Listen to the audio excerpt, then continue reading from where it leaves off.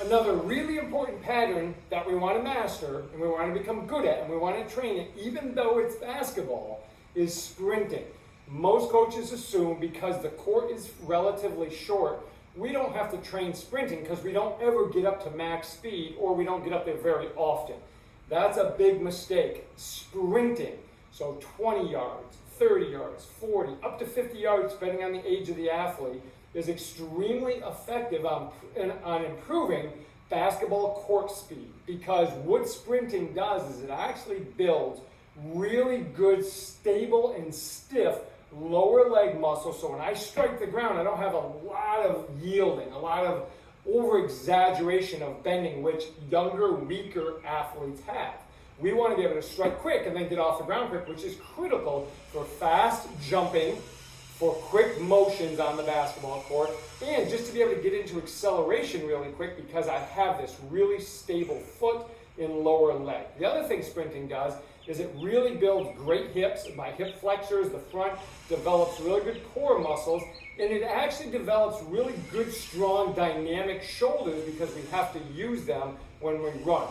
When we talk about sprint training, I like to sprint twice a week, once a week when we're in season, twice a week off season. I don't sprint a lot of distance, and I can talk more about how many sets and how many reps at another date, but right now I'm just talking about the skill of sprinting. But what we can do as well is we don't always have to just sprint. In other words, we can do sprint drills. So an example of a sprint drill, especially when I'm warming up, is a march. So I learn to march, good arm action, I lift my knees up so that I'm at least parallel, and I work on striking vertical. If you go back to our acceleration video, you'll notice everything was about pushing down and back so I can move forward. Now, I want to be able to strike down so I can be really fast, take advantage of what we might call low-level elastic or plyometric type training. It's not true plyometrics, but it has this quick plyometric type action of fast stretch shortening, right? That's important. So sprinting gives us that. The other drill we can do is simply skipping, right? So if I learn to skip and strike down into the ground, that skipping action is actually a max velocity sprint posture.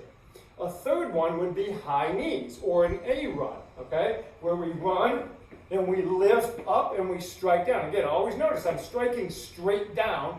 I'm not pushing down and back, or I'm certainly not reaching out in front.